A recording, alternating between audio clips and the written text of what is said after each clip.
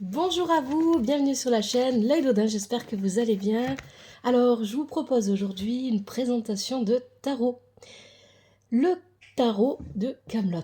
C'est un joli cadeau que l'on m'a fait, donc je remercie chaleureusement les personnes qui me l'ont offert et je leur fais plein de gros bisous, elles se reconnaîtront. Comme toujours, je vous remercie de liker, de commenter avec respect et douceur, de vous abonner si vous aimez le contenu, que vous soyez sur TikTok ou sur YouTube. Un grand merci à vous de participer, de soutenir la vie de cette chaîne. Alors, le Camelot, le tarot, moi j'aime beaucoup la série, je ne sais pas si vous aimez ou pas, n'hésitez pas à me dire dans les commentaires. J'ai été bien surprise de le recevoir en cadeau et j'en suis très contente, c'est un vrai tarot. Si vous vous posez la question, je me la suis posée moi-même, c'est vraiment un vrai tarot. Donc ici on a la boîte. La boîte est assez grande, je vous montre bien, elle est très épaisse, elle est vraiment très jolie. Je vais vous lire un petit peu ce qu'on nous dit à l'arrière de la boîte. Et puis ensuite, je vais vous parler un petit peu du tarot de Camelot vis-à-vis de ce qu'on nous dit dans le livret, sans faire une grande lecture. Et puis, je vous montrerai toutes les cartes. Comme ça, si vous êtes intéressé, si ça vous plaît, vous pourrez voir si les graphismes vous attirent et si vous avez envie de vous offrir ce tarot. Pourquoi pas. Alors, la boîte, je vais l'ouvrir. Comme ça, vous pouvez voir l'intérieur. Les cartes sont gigantesques. On peut le dire, elles sont vraiment gigantesques. Et là, ce que vous voyez là, les graphismes que vous voyez là avec le cas de Camelot, c'est l'arrière des cartes. On va le voir après, je vais vous le montrer. Alors, qu'est-ce qu'on nous dit? Donc, il y a bien évidemment 78 cartes, comme dans tous les tarots. Associés aux personnages et à des scènes cultes de la célèbre série française Camelot, les 78 arcanes de ce tarot divinatoire ont été imaginés et illustrés par Mathieu Delaruelle. Retrouvez Arthur, Guenièvre en roi et reine de coupe, Merlin en battleur ou encore Viviane en responsable. Ce coffret idéal pour tous les fans de Camelot comprend aussi un guide explicatif de 128 pages vous ouvrant les portes de la pratique du tarot divinatoire avec les significations de chaque carte ainsi que des exemples de tirage. Et oui, il y a des exemples de tirage. Alors je vais laisser la boîte ici. Et effectivement, dans le livret, qui est très bien fait, je vous le montre, on a le livret. Le livret, je vais vous montrer une page comme ça au hasard, pour que vous puissiez voir. J'aime beaucoup le livret, il est bien fait. Il y a de très bonnes explications dedans. Alors, ce qui est intéressant, c'est qu'on nous explique dès le départ pourquoi est-ce que il y a eu cette idée de créer un tarot sur Camelot, d'où ça vient, comment ça s'explique au niveau historique. Et ça, c'est vraiment très intéressant parce que ça permet de remonter un petit peu le temps au niveau de l'histoire du tarot, et notamment ici du tarot de Marseille, puisque ce tarot de Camelot, Camelot le tarot, c'est vraiment un tarot qui est basé sur le tarot de Marseille. Donc c'est vraiment intéressant si vous aimez un petit peu apprendre sur l'histoire de la création des jeux de tarot, etc. C'est vraiment bien. C'est bien expliqué, donc on a Camelot aux origines du tarot divinatoire, on nous explique les anciens tarots, etc. de Marseille, et comment est-ce qu'on en arrive aujourd'hui, à notre époque, à avoir un tarot qui utilise la représentation de la cour d'Arthur, et donc du royaume de Camelot. Et puis ensuite, dans le livret, on a les explications pour les arcanes majeures et les arcanes mineures. Toutes les cartes, sans exception, sont expliquées. Il y a l'explication pour les arcanes majeures, le battleur, la responsable, la préceptrice, etc. On va voir ça ensemble. Et moi, je vais utiliser le livret pour vous dire à quel personnage de Camelot ça se réfère, pour être sûr de ne pas me tromper, en fonction des dessins. Et puis, on a juste après les arcanes, l'explication des arcanes majeures, on a les arcanes mineures avec les bâtons, les coupes, les épées, si je vais y arriver, les épées et les deniers.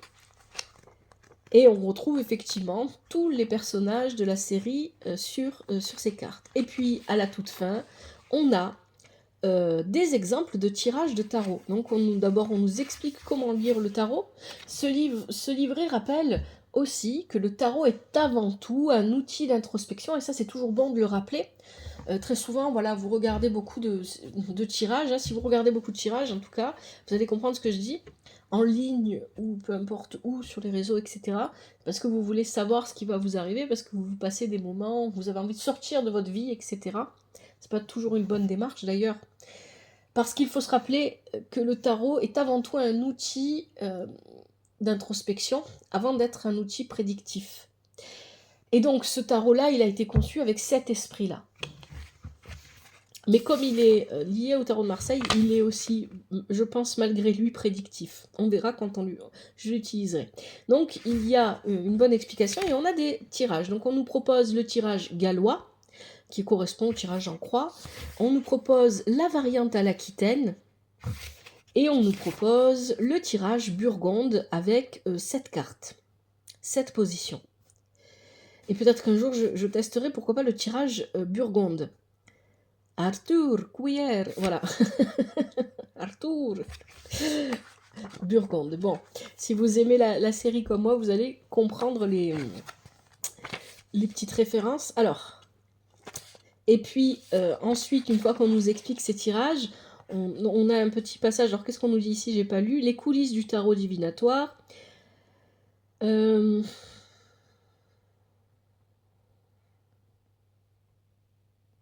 Voilà. Je sais pas quand c'est qu'il est sorti ce tarot, tiens, on va regarder. J'ai pas vu la date. En 2023. Il est sorti en 2023, il n'y a pas le mois. Si, décembre 2023. Bon. Donc peut-être certains d'entre vous, vous le connaissez déjà. Moi, je le découvre. Donc on nous parle un petit peu de la série et de la production de ce tarot vis-à-vis de la série à la toute fin du livret. Et puis après, on a les remerciements de l'auteur, bien évidemment.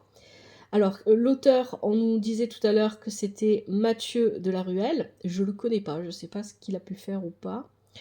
Il faudrait que je regarde, il faudrait que je cherche, parce que j'aime bien savoir un petit peu les auteurs, ce qu'ils proposent. S'ils proposent d'autres choses, je ferai mes recherches. Voilà, voilà. Allez, je vais maintenant vous montrer les cartes. Ça va être un peu long, parce qu'il y en a beaucoup. Il y en a 78. Et puis, je vais vous dire à chaque fois, bien évidemment, qui est-ce que ça représente. Alors, pour le début, ça va, c'est pas trop compliqué. Et puis, il y a des cartes où c'est un petit peu moins évident. Donc, on a tout d'abord le battleur. Est-ce que vous voyez bien la carte? Alors, peut-être pas comme ça. Hop.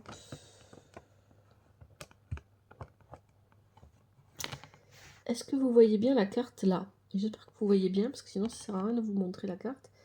Voilà, comme ça. Je vais pousser un peu la boîte ici. Et voilà. Donc ici, on a le battleur. Le battleur, c'est Merlin. Ensuite, vous avez la responsable. La responsable, c'est la dame du lac, Viviane. La préceptrice, la préceptrice, c'est... j'ai oublié comment elle s'appelle. C'est la meuf d'Arthur quand il est à Rome. Pardon, je sais plus comment elle s'appelle, il faut que je regarde.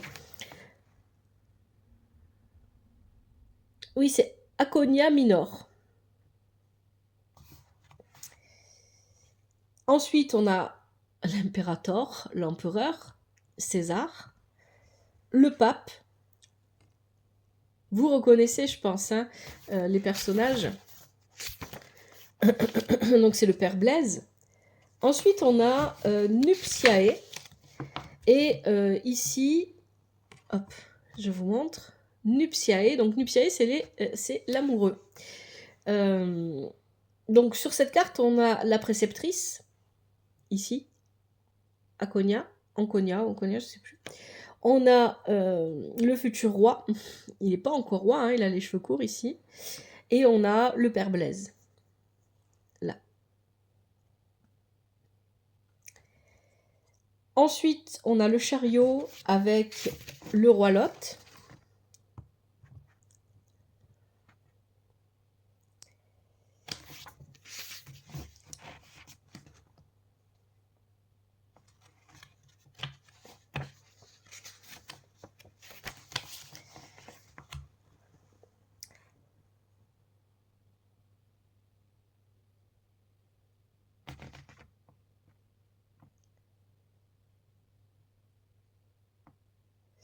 Alors pour la carte de la justice qui est là, on nous dit que c'est difficile d'identifier la personne, moi j'ai bien ma petite idée, identifier la personne représentée sur la carte, hein, mais que certains indices laissent penser qu'il s'agirait du juriste consulte auquel le gouvernement de l'ogre a recours lors de l'abdiction d'Arthur, si vous vous souvenez dans la série. Ensuite on a, donc là on est sur la justice, là on est sur l'ermite.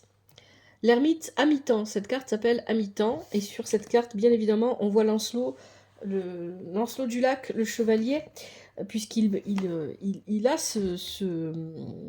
il a ce parcours-là d'ermite. Hein. C'est le chevalier solitaire, Lancelot. Ensuite, on a Fortuna, la table ronde avec les chevaliers, la fortune. Alors, pour la force, on a... Elle est où la poulette? C'est le seigneur Cadoc. Ensuite, on a le pendu, mais ici, il s'appelle le perdu. Le perdu représente Appius Manilius, camarade et meilleur ami d'Arthur à Rome. Pour la maison... pardon, pas la maison de Dieu, l'arcane sans nom, l'équivalent de la mort, la carte sans nom, on a Ankou. Figure mythologique bretonne, clairement reconnaissable à sa faux inversée, son chapeau à large bord et sa charrette. Tempérance, c'est notre ami Bohort de Gonne. Ça lui va bien. La réponse, alors, la réponse, on est sur, hop là, le diable, l'équivalent du diable. Méléagan.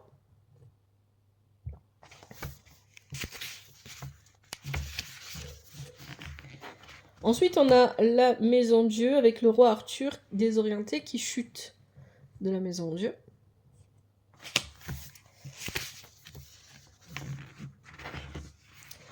L'étoile, c'est Dame m'évanouit.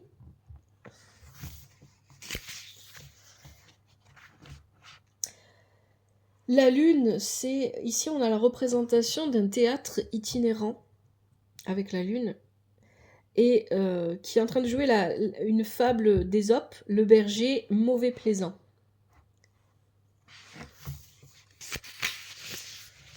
Le soleillement, le soleil, on a Guetnock et Ropars, donc c'est les fiers représentants de la paysannerie bretonne.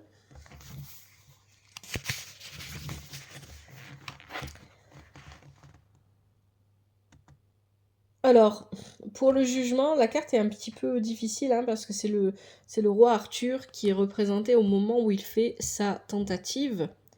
Je ne dis pas tous les mots, hein, parce que sinon les réseaux sociaux vont me bloquer, mais vous avez compris. Quand il prend le bain. Et à côté de lui, on a Guenièvre. Les mondes. Alors, la carte du monde, ou les mondes ici, on a Perceval. Donc je pense que Perceval, il est ici. À moins qu'il soit au milieu. Non, Perceval traverse un portail. Donc Perceval est ici. Oui, là, c'est Merlin plutôt. Perceval, hein, quand il traverse ces portails, on a le roi Arthur, on a Lancelot. On a Merlin. Et ici, qu'est-ce que c'est?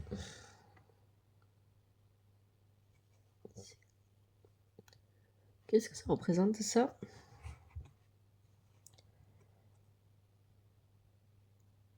Aucune idée. Si vous savez, vous me dites. Ensuite, on a le mât. Et le mât, c'est le roi Burgonde. Hein, Arthur Couillère. Le roi Burgonde pour le mât. Voilà pour ce qui est des arcanes. Parce que je pourrais rapprocher un petit peu peut-être, oui, comme ça vous allez voir. Les arcanes majeures, et on va regarder maintenant, donc je vais les poser. Et puis on va regarder maintenant les arcanes mineures, je vais vous les montrer aussi. Alors, on a l'as de bâton, sporadique.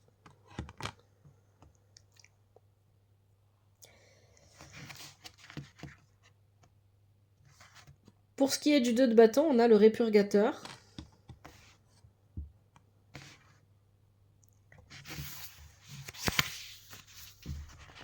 Le 3 de bâton. Donc on a Bohort l'Ancien, son épouse Even et leur fils Lionel.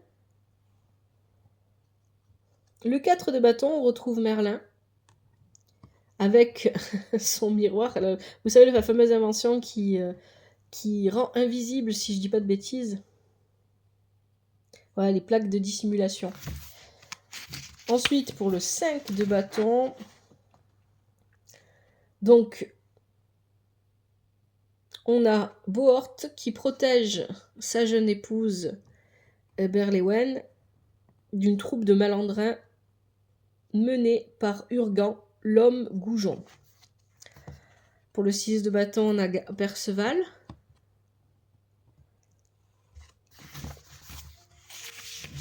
Ensuite, le 7 de bâton, on a alors Lot, oui, c'est Lot d'Orcanie, hein, c'est le roi Lot, avec son épouse, la demi-sœur d'Arthur, Anna de Tintagel. Pour le... Alors ça, c'était le 7, oui. Le 8. Le 8, on a Merlin. Où est-ce qu'il est, Merlin? Oui.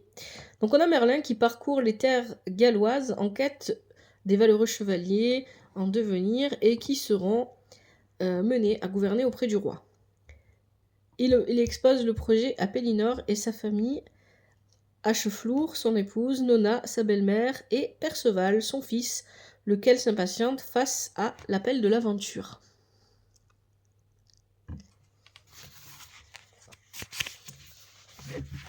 En 9, on a la reine Guenièvre qui a quitté son époux pour vivre avec Lancelot du Lac dans son camp. Et ensuite, le 10 de bâton. Le 10 de bâton, c'est Lancelot du Lac qui achève sa transmutation et met un terme au règne d'Arthur. Voilà ce qui est des bâtons. Je vais les enlever, histoire que ça ne tombe pas.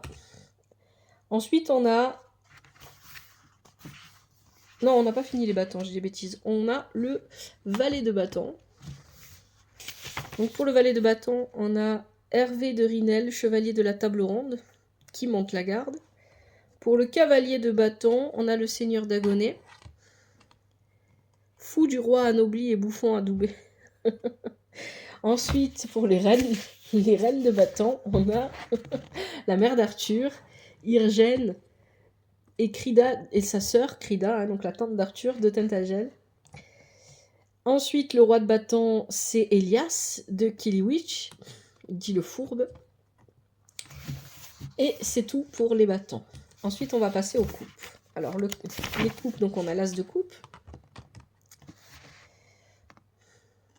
Le 2 de coupe, on y voit Arthur et Lancelot. Le 3 de coupe, ce sont les paysans Belt, Getenock et Ropars. Le 4 de coupe, on voit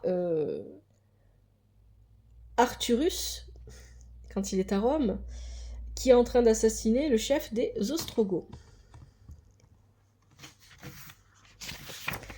Le 5 de coupe, Arthur en compagnie de ses beaux-parents,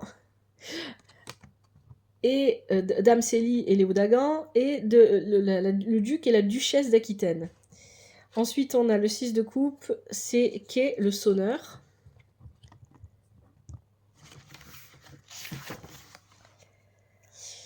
Le 7 de coupe, on voit la suivante Angarade, hein, la suivante de Guenièvre, qui est forcée de servir, qui apprend à la nouvelle servante à servir le roi et sa nouvelle épouse, Dame Mévanoui. Le 8 de coupe, on y retrouve Perceval.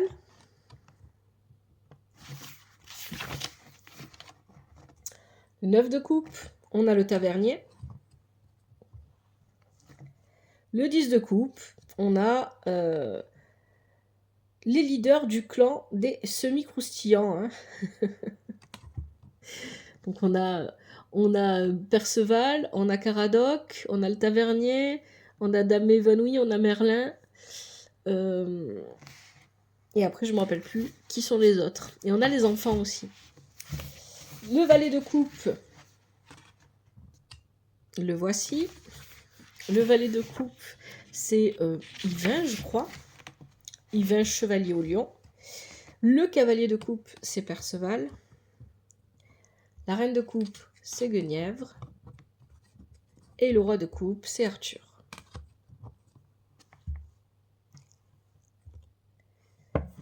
Et puis on passe au denier.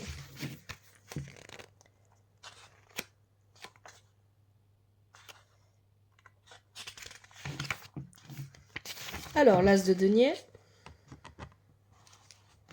Le 2 de denier, on retrouve sur la carte du 2 de denier Anton, le tuteur d'Arthur, hein, lors de ses premières années de vie, et son fils naturel, Keu, je ne sais pas comment on prononce. Le 3 de denier, c'est Prisca, la Pythie, l'ami d'Arthur, l'ami de quand il était à Rome, si je me trompe pas, qui, une fois en Bretagne, fait des fausses divinations. Le 4 de denier, donc le 4 de denier, on voit Arthur avec sa femme Guenièvre et ses maîtresses. Le 5 de denier, c'est le père Blaise et Arthur qui compte le trésor du royaume. Le 6 de denier, on y voit Lucius Cius Sallustius et son bras droit Publius Sevius Capito qui débattent avec des sénateurs dans l'arène de prédilection.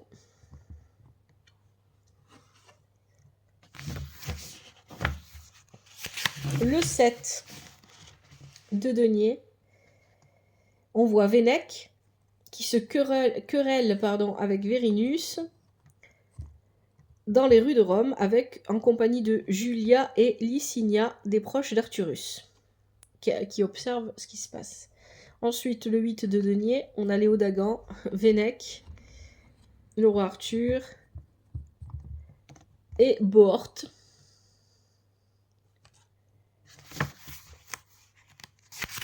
Le 9, on a Goustan de Carmélide, hein, le cruel, qui encourage la synergie familiale en réunissant son fils Léodagan. Donc c'est le père de Léodagan ici. Léodagan, Dame Célie. Et je suppose qu'ici on a Guenièvre et Yvain quand ils étaient plus jeunes. Oui, c'est ça. Le 10 de denier. Et pour le 10 de denier, on a les fées qui sont rassemblés sur Alpha du Centaure pour une réunion extraordinaire concernant la Dame du Lac et son petit protégé. Le valet de denier, on a Vénèque. Le bandit. Le cavalier de denier, le seigneur Galcin, duc d'Orcanie. Et la carte s'appelle le fouille-merde. Voilà. Ensuite, pour la reine de denier, bien évidemment, on a Dame Célie. Et le roi de denier, c'est Léodagan.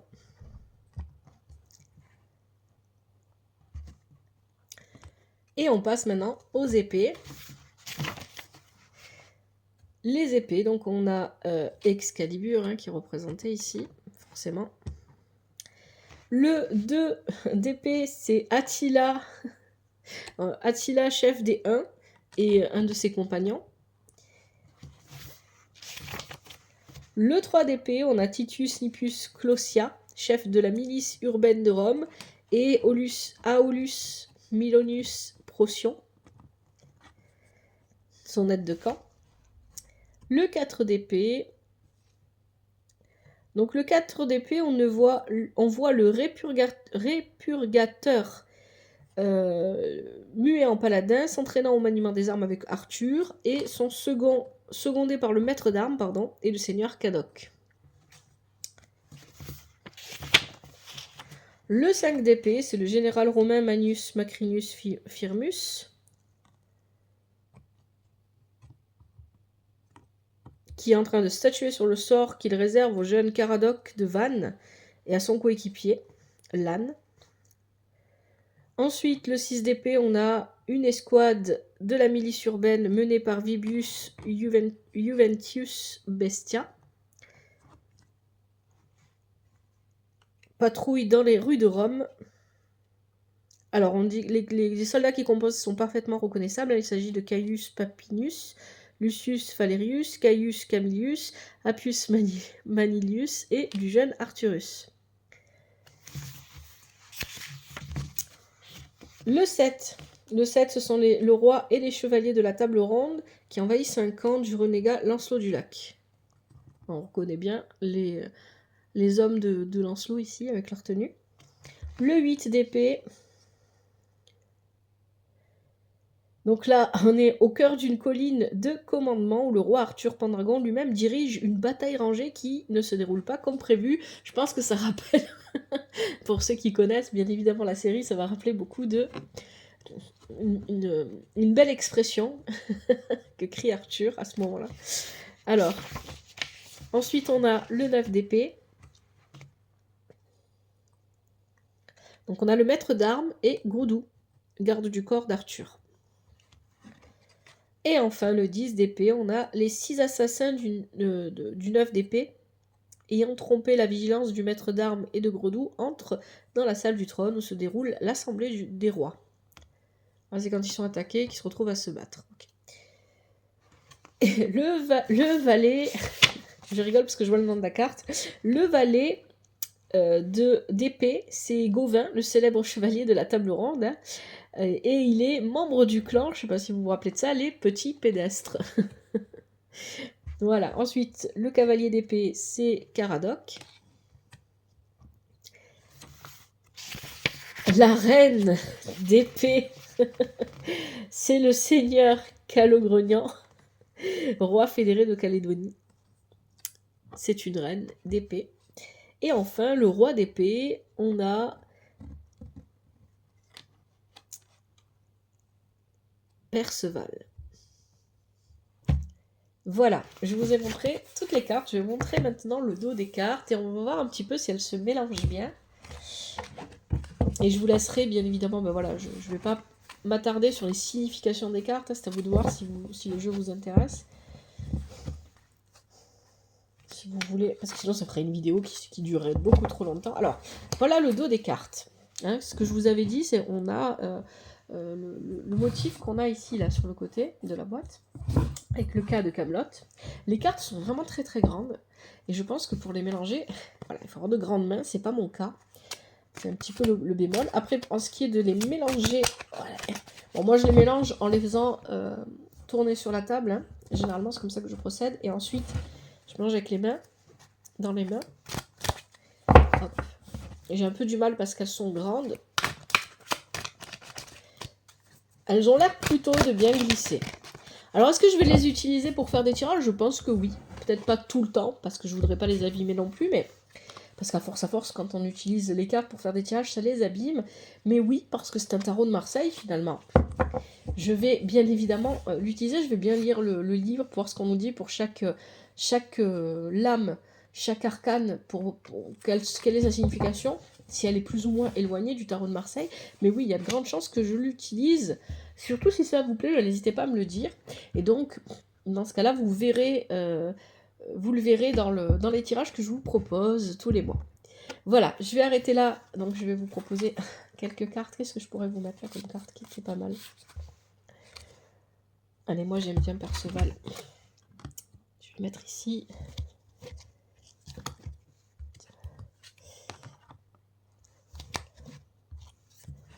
On va mettre Merlin aussi. Allez. Et puis, je vais mettre le dos des cartes aussi pour que vous l'ayez.